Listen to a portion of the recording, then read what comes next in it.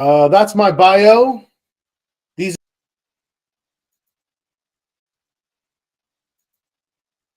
and let's get started. Let's get into it. Let me close this down. What do we know? What do we know? The markets are positive for the most part. The Russell really gave up a big chunk. That's concerning, right? And look and see, are we going to see some stability? Or are we going to see some stability in the small cap likelihood to start cutting rates, and when that's going to happen? Quarter two should be quarter two. Doesn't need to be the first. We'll look at the probabilities here in just a second. Nobody expects it this month. The first meeting. The question is the next month. And I'm actually leaning towards leave it alone one more time and then start to cut. We'll see. We'll see what we have some numbers coming out. Let me jump to the economic calendar. We have some numbers coming out, hit all the way down to 2. Expecting jobless claims still at or around 200 in a great place. Not much else. It's really positive. We'd like to see spending stay positive, but not too fast. If the spending increases too quickly, the Fed is going to look at that and think that increased spending will have a negative impact on a zone of indecision where they're maybe leave it alone a little longer. I think that's going to make them leave it alone a little longer, right? They really want to make sure that they have inflation with an expectation that empirical, realistic expectation is more like 2.5%. And can we get GDP at or above the same level? Right? Ideal world, GDP is 3.5%, inflation's 2%. An acceptable, inflation's at 2.5% and GDP's at 2.7, 2.8. Okay, we can live with that. It's growing. We're in a good place. We still have jobs right now. Earnings coming back pretty strong. Everybody saw Netflix, I'm assuming. Netflix had a phenomenal day today after adding. Remember, they did a crackdown on account sharing. And it didn't hold on to all of it. It was about 13% at one point, but up at 11.5%, 13 million new subscribers. So quite productive for Netflix. And that resonates within the group. Communication services, really strong. Right now, we're seeing the strength re-emerging in technology, re-emerging in communication services. We see strength in financials. We even saw a resurgence of some strength in industrials, where with what was going on with Boeing, we saw a little bit of a uncertainty. Consumer discretionary, still a little bit iffy, but hey, we're 4 out of 5, maybe even 5 out of 5 sectors at play. That's broad. I keep seeing people who are make these same weird arguments about it's only 7 stocks. It's just not true. It's across the board. Let's go look at a few things together. That's information that is definitely coming out. But if we look at the map and we look at, let's go back. Let's go year to date. Year to date, you can see NVIDIA is one of the strongest. Apple's been flat. Amazon flat. Tesla's down. But we see it across all of technology, most of communication services. A good amount, iffy there. And if we go the last 3 months and we include it all, I see broad. I don't see, it's only this. I see breadth. It's been broad, right? Good afternoon, Fred. Good to see you. Good to see you. What else? PCE tomorrow. So what are we looking for? Year over year, we were at 3.2, 3%. Oh, that would be fantastic. It would be amazing, absolutely amazing if we saw it unexpectedly dip into the 2.9s. But remember that CPI unexpectedly was higher last week. Market absorbed it pretty well, But that was the first, like, oh, the Fed is not going to be in a rush here, right? So this is CPI and PCE are two that the Fed are definitely paying attention to more than almost anything else. Here's our probability factors right now.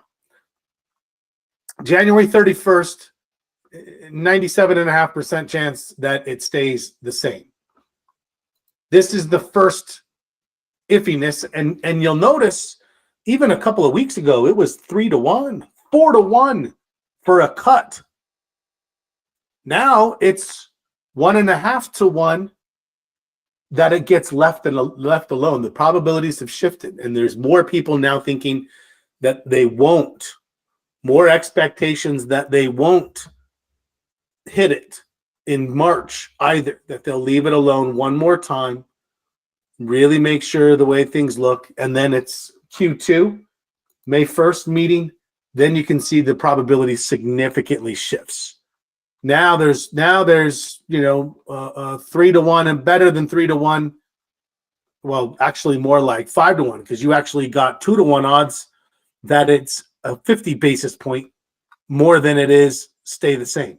So definitely it's May 1st, and you have some people thinking quarter point, some people thinking half a point, that they'll have to hit it hard just in case if they leave it too long, they might be more inclined to hit it with a 0.5% and really knock it. Why not? Give me your thoughts. I actually look at that and think this makes the most amount of sense. What we see right now is more when I saw all these, 5-1. I mean, it was crazy with the forecast. And you had UBS came out and said, oh, it's going to drop 2.75%. Thinking there's no way. I don't think they're going to hit it at all for the first two. But we only have 8 meetings total. So we'll see. What is the model? What does Stella think? Let's take a quick peek. Nope. Let's take a quick peek. So it says range trend slightly bearish. Be careful with how you interpret that, because that doesn't necessarily mean like my posture is bearish. That means that we're expecting the short-term forecast a more of a consolidation. So you can see when you look here, this looks very bullish. The trend is bullish. We just got a new high. It's projecting a higher low, followed by another bullish kick, meaning another higher high. So the models that there is a probability that we have a consolidation. I got to tell you, I 100% agree. Let me know what you think. But if you look at, let's just pop the SPY up. That's Netflix. Let's go back to SPY. Yeah, looks like we're hitting some resistance. My stochastic's a little overbought. We gapped up. We couldn't hold on. Right? We're really struggling. We didn't really have any volume. Last week we had volume, but in these last 3 days, it's gone a little higher, it squeaked higher here, squeaked higher here, started much higher, giving it back. We're still squeaking a little bit of a gain, but not by much. Look at the volume. What does it tell me? It tells me the buyers are subsiding, which is fine, right? But look, you've got 1, 2, 3, 4. This is 5 days. You've got a full bullish cycle. If you're in bullish trades, what's my guidance generically?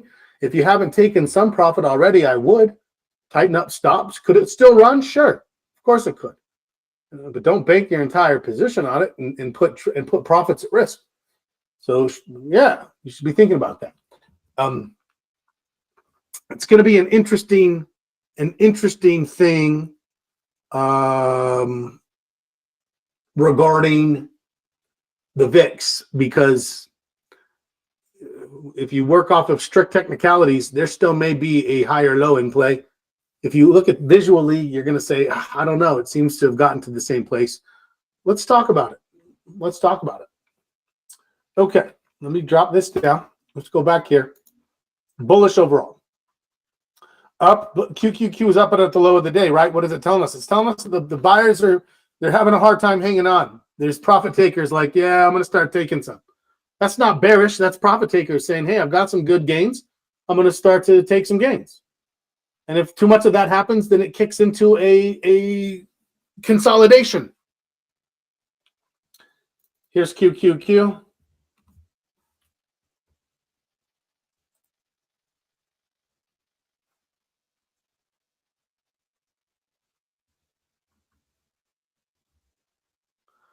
Let's see. Hitting some highs, calling for a pullback, and in this situation, all you see is red. My thought here is that this is uncertainty.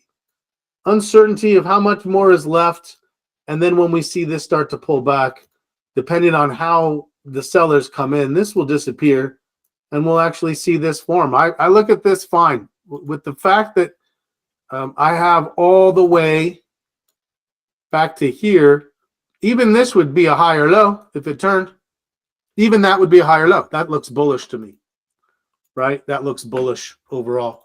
Let's take a look at, nope. Let's take a look at the DIA.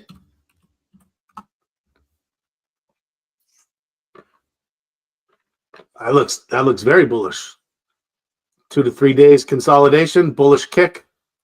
The SPY looks bullish. The DIA looks bullish. The QQQ has more uncertainty, but still nothing but price action that exists within the pattern of a trend. IWM, a small pullback, a little bit of a kick. This is surprising, and it may not last.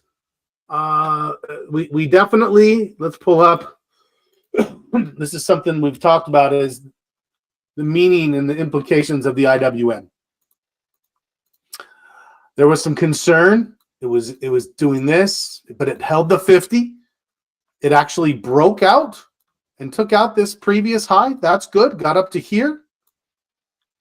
We did have a little bit of volume as it broke out. That's good. Now what? I need this to not come all the way back down. My posture for this week stabilized. So I had a couple of weeks where things dropped and now it's stabilized. And I'm expecting it to actually tick back up 5.5, 5.75 this next week. So what is it telling me? It's telling me that it's showing the resilience that this deserves this higher score. The components that we look for that indicate strength, sector rotation. Do we have multiple sectors participating? Both expectations. Are the trends strong? Is the sentiment of institutions staying in a stable level? The VIX has been kind of an interesting one. If you look at how I've scored the VIX, it's dropped consistently since December. It's had this weird escalation about it. So yeah, this isn't terrible right now. It's 120. It looks like we'll get to average volume, but not above average. If that volume slows down and dries up and this thing just tests here to turn, great. Let's get ready for a big, nice bullish window. I think we're all probably seeing this similarly, that we think there's a high degree of expectation that this current bullish move is coming to an end. It's running out of steam.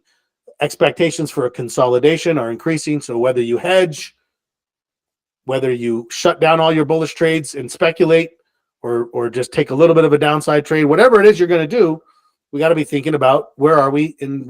That's Stella. That's now what do we typically see in January? We typically in January. So here is January. We have a tendency to see it go a little bit sideways. A little bit of you can see we had this first bullish move. And at this point, you can see mostly a sideways projection. Consolidation. So if this thing happened, then what? A strong bounce out of it. A lot of signs are saying that this market's just kind of taking a little breather. We may see some consolidation, see a little bit of a pullback, and then what's the best way to make market and trade or make money in the market? Find a bull market and buy the dips. Let's find a bull market and buy the dips, right? Find something that has clearly got the herd moving in one direction, and every time it slows down and takes a little pause, we look to enter and ride it for a little bit. There it is. That's my guidance. Everything's lined up. The forecast looks good. The modeling looks good. We do have some information coming out that may or may not, move the market, but let's go take a look and get the quiz for the day. So here's the SPY. It made a new move. It's at new high. Nerve. We're still a good way above this moving average. We're still a good way above. If I were to redraw a trend line, and maybe I put a line, let's just put a short-term line right through here. Right, I broke above, new high, I'm up here.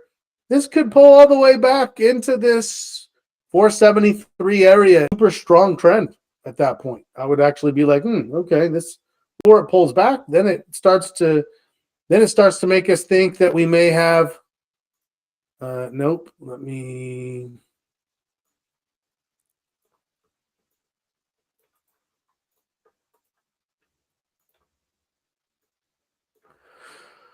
if it only pulls back a little bit, we might start to think we have this accelerating trend again. This is what we're looking for. We're trying to be proactive in our thought process and be ready with how we're going to trade, regardless of what the market gives us next. Tell me how you're feeling. Are you trading bullishly? Are you closing bullish trades right now? Are you taking new bullish trades? Are you hedging? What would make us think about hedging? Well, let's go take a quick peek at the VIX, and then we'll get into what would make me think about hedging is that I have this, and I can't seem to break below it, and I'm sitting at it now. And what else do I have? I have this. This seems to be escalating and expanding. So, and I also know that this is how the things take off, right? So if it were going to get nasty, that's what it would look like with the VIX. And the only way I can potentially get in front of that is to be thinking about this. Is it showing that? Am I taking out these old levels here? If it pops up from here and makes a lower high, beautiful. That supports ongoing bullish momentum, de-escalation in the market. That's what we would higher low. Yes, it does. It hasn't yet because it would have to take out yesterday's high, but it's set up that if tomorrow we get increased bullishness and this thing moves, that's something that I would be thinking about. And hedging when the VIX is at 13 and a half, it's still quite cheap. So if you're carrying bullish trades, you definitely want to consider some type of a hedge position, a counteracting position. Started to beautiful during this late or this November, early December run. Just that's exactly what we love to see is this de-escalation. But all of a sudden over here, it's a little bit choppier. Market's still, VIX is holding on to some apprehension for some reason. Okay, quiz and dialogue flowing. Let me zoom in. Let's see if the quiz can get people talking. And look at this. You can see we had this opening range. We broke out and we held. And then all of a sudden, right over here, what happened? We broke back into the opening range. And then at that point, we had a lower high, a lower low, a lower high, a lower low. It's not looking great. Definitely a reversal. B, C. A, B, C.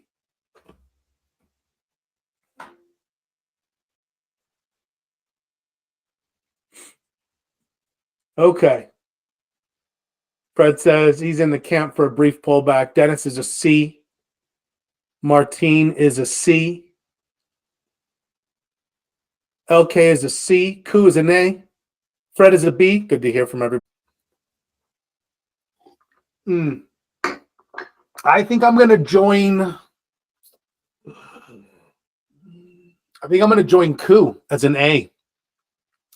I think we're starting to see it join. I'm going to join Ku an A. John's joining Fred for the B. Okay, pretty even distribution. We've got 3 C's, we've got 2 A's, we've got 2 B's. Let anyone else? Let me know. Let me get off this drawing tool first of all. Let me take.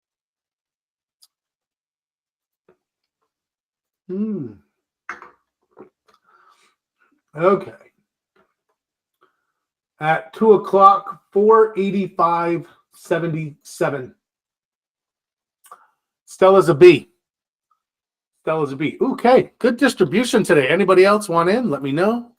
Otherwise, we're going to move on to the watch list. Oh, I did want to show you one more thing.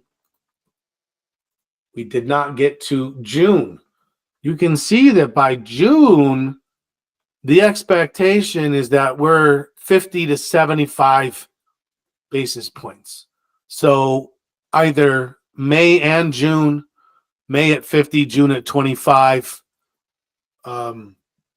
Something along those lines is what the market is calling for. So definitely expectations along those lines ready to go. All right. We've looked at all of it. Let's get to today, 6 months. Let's get to the top. A lot of things starting to show some weakness. You can see, looked good. This is one I liked, but it started to capitulate yesterday and really fall apart today.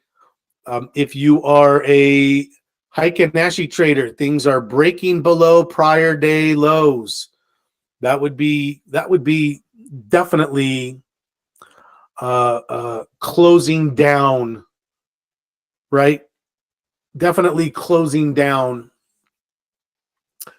if you hadn't already started closing down. Let's go back. Apple. Okay.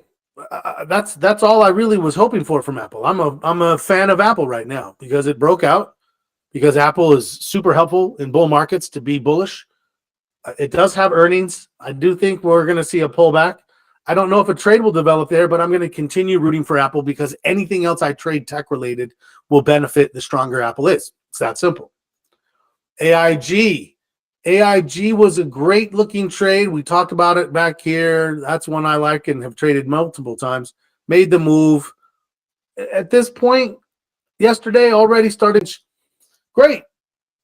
If you're a swing trader, it's about time to start shutting things down. AMD still looks pretty strong, actually, but still in an overbought position. The only trade would have been this initial flag breakout back here, and then you're getting close to earnings, but that looks great. A lot of strength. Amgen made a higher low, turned, didn't get very far. Okay.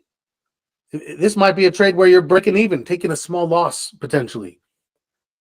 And it can't be like, oh, man, this was a bullish window. I can't take this. Of course you can. Follow the trade. Trade says take the loss, take the loss. If it tells you to get back in, you get back in. That's part of the nature of the beast. Amazon. Hard to say. It's a little over. You're starting to question if it's still going. Certainly nothing there that makes me think it's time to get in. AXP, great. Gave a signal. It's moved.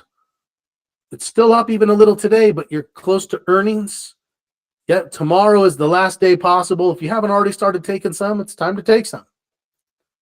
Boeing trying to show some level of recovery. BK, nothing there. BLDR. So industrials are still a bit mixed. This had a new high, and then obviously it had this sell-off. I mean, look, this for me is the level. As long as it can make a new high above the 50, this is a viable candidate. Could happen sometime early to middle next week.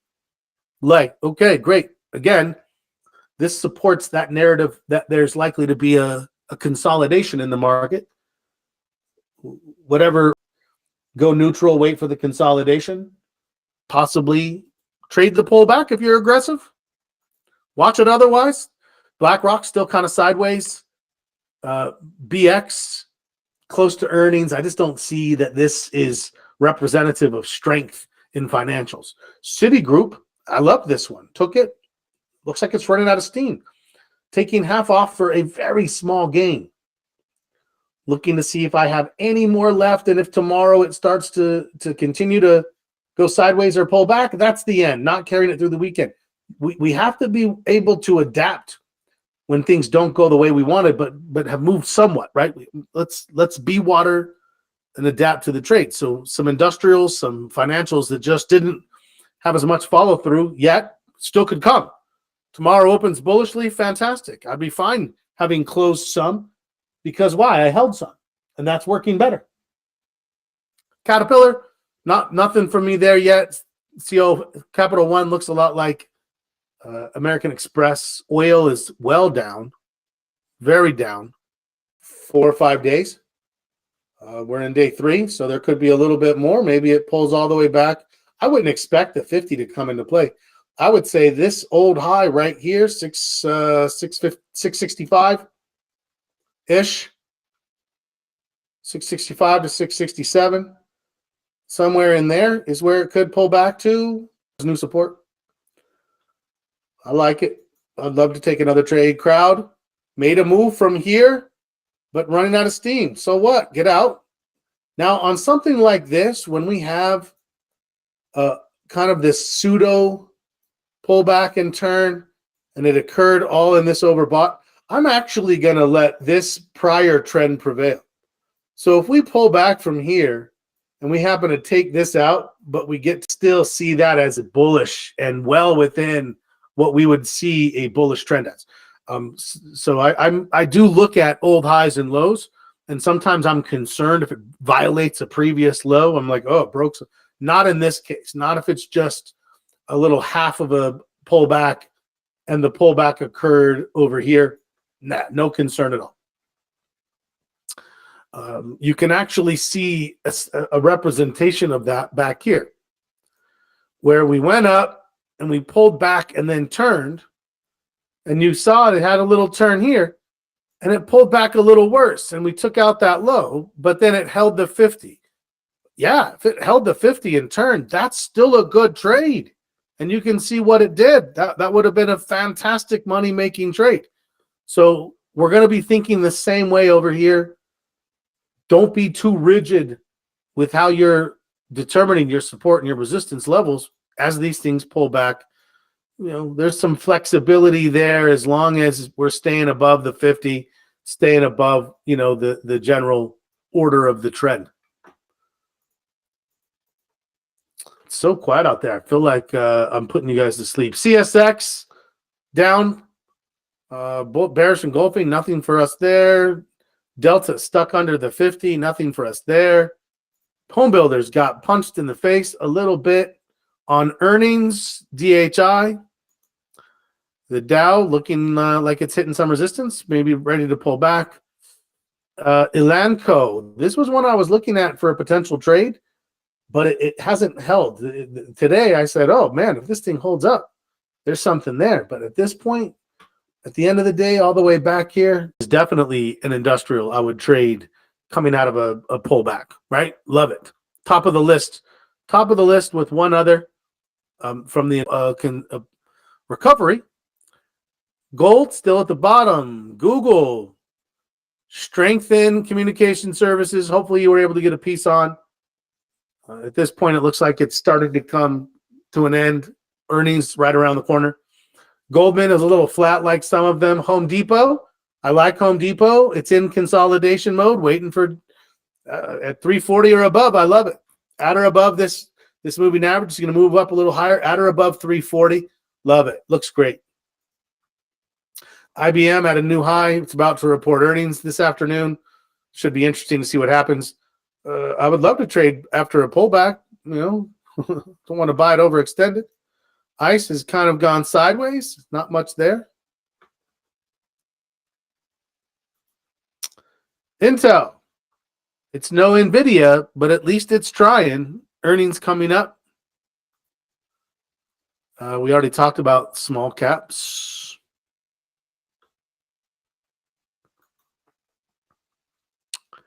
Show weakness. If you were in it, you should be taking some profits. Maybe not all of them, but definitely some of them, definitely tightening stops. Microsoft, you can see it's starting to just show that weakness. The volume's dropping off. It tested higher, but it's not holding. It's made a great move. Buyers need to take a breath. When they do, people will take profit. It'll pull back. But if it's just some profit taking, it'll pull back into the next setup, and then we can look to get in. That's the opportunity we're looking for. Netflix, it's given a lot of it back, but still hanging on to almost 11%. NVIDIA, giving a lot back, but still hanging on to 3%. It's just a beast of a stock right now. Picard, very strong. New highs. What am I waiting for? A pullback?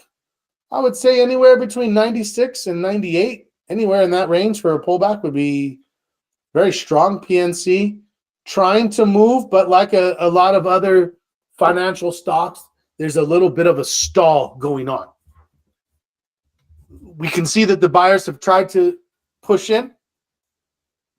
There's not a lot of counter pressure by the sellers, but the buyers just aren't seeing a lot of follow through. You can see that especially here on PNC at the volume. If you notice, average volume,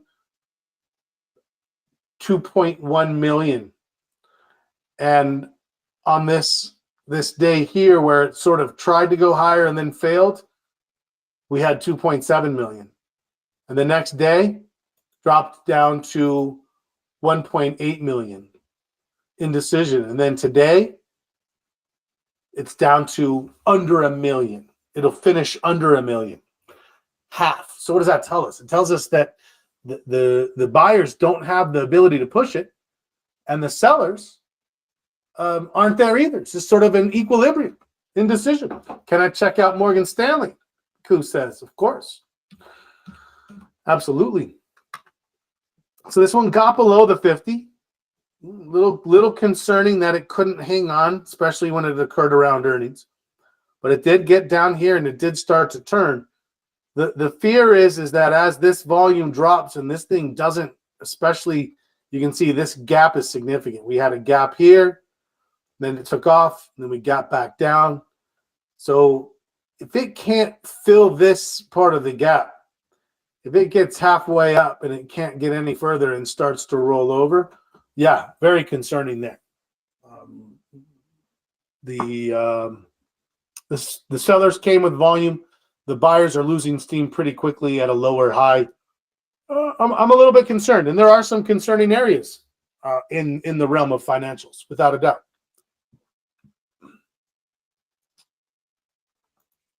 Here's the Qs. The Qs look very, very strong.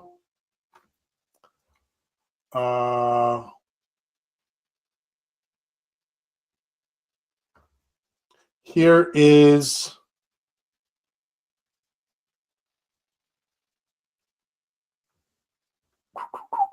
where am I? RCL, iffy, RXRX gave us signals. It's engulfing, it's falling apart. The buyers failed. They failed. Right now is when you can cut your loss 20, 30%. Maybe you're at break even if you got out early enough today when you're like, oh, this is not what I wanted to see. So not everything is going to work. If you try to take a stab at biotech, be ready to take the L, move on, keep it light. There's no reason to let this thing come down here and stop you out underneath this and say, if it's wrong, it's wrong. It started, it couldn't, doesn't look like it's going to be able to get there. What we're seeing in financials, where it gave us a signal and then it's just sort of, so communication services, technology, some industrials, some financials soaring, new highs. Some of the financials, Morgan, Goldman, some of the industrials, Caterpillar, some of these, they're not getting to the old highs. They're showing this weakness. And so that's where we do have. Oh, look at that, cool. It was right there. That was the midpoint of this candle, right? This midpoint, it tested. And now it's pausing a little bit. It can do it. I feel like it can. It's trying. Trying to meander on through. UNP.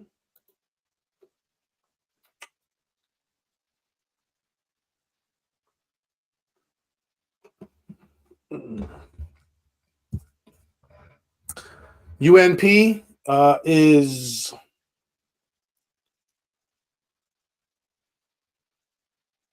Where are we at here? It got it. I mean, it gave a signal. This was a great signal back here. Catching this turn was a little iffy through here, although anything in here, if it was a little early, you would have had cause to hold. Finally, it bounced. It caught a couple of really strong days. Now it's pausing. Earnings are tomorrow. This is it. If you don't close it down in the next 15 minutes, you're carrying through earnings. Now, if earnings are strong and this thing gaps up, you'll be like, hoorah. And if earnings are terrible and it's down here, right? So it's a crapshoot. That's what and it's to take that crapshoot.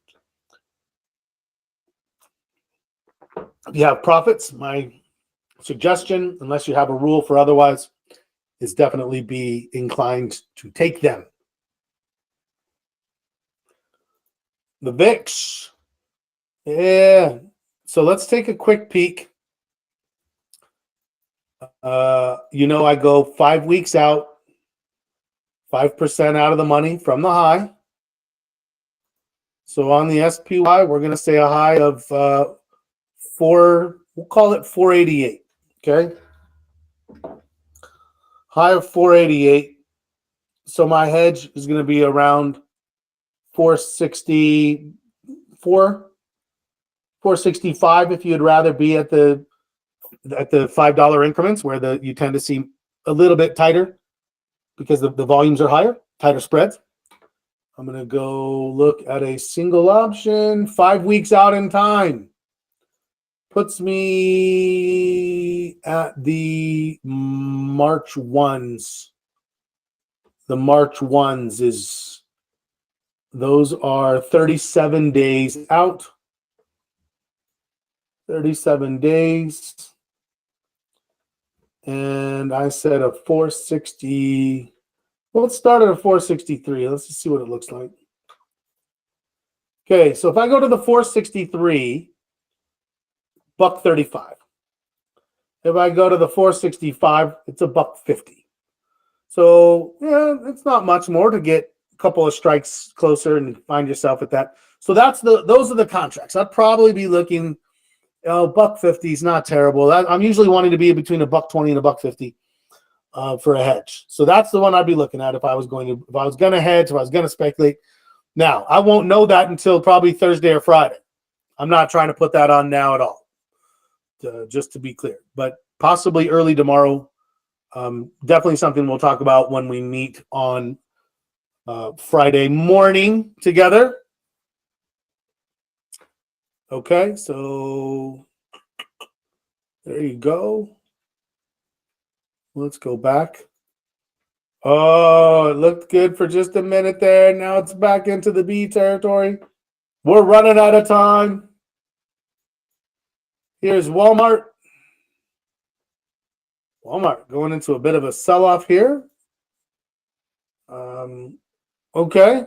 I actually, if Walmart can hold up at the 50, I would be like, maybe I'll trade Walmart. I'd be interested. A little bit of a balance with it being a consumer defensive. Both Walmart and Costco kind of sit in that vein. They're a bit consumer. They feel consumer discretionary, but they're really more consumer defensive. XBI Biotechs, like I said, looks like they're starting to fall apart. Materials falling apart. A failure to launch signal. Communication services raging strong. Energy. It's showing a little bit of short-term strength, but overall weakness in the trend. Financials, new highs, back in play. Industrials, not new highs, but also enough to make us feel like there's potentially something happening there. Technology, roaring strong. Staples, I don't see anything. I definitely don't see defensiveness developing here.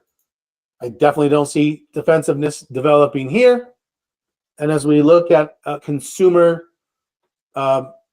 discretionary, it's holding up above the 50, but it's definitely lost a step, right? So that's why my sector rotation has dropped a little bit. There's still strength. There's just not as much.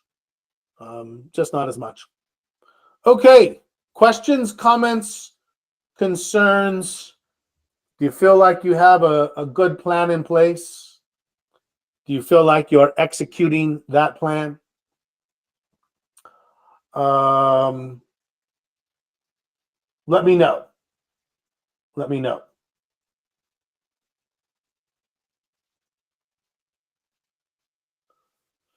It's quiet today. All right. Well, here's the deal. We're gonna give you back a few minutes today, but I'm expecting the energy levels to be higher on Friday. Be at least on your second cup of coffee. Be ready because possibly there's a head signal in place. Watching some pullbacks start happening. Definitely looking for bullishness to develop going into next week. That's my story, and I'm sticking to it. It's good to see everybody. You guys were quiet today. I'm going to give you a pass, but I'm expecting more. I didn't have to even to. I know you're all better than that. Let's go finalize this. Let's go finalize the gold medal. Looks like we've dropped back down, and we are now in C territory. So, and late in the game, it drops. I don't know. I'm gonna have to give it a second here. Put a timer on it. I'm gonna give it 1 minute from now at 1:54 Mountain Time. That's gonna mark it. So let's talk about the rest of the week. Tomorrow, my biggest concern is a VIX hedge. If the VIX starts to turn up, that's concerning. I'm definitely watching for that.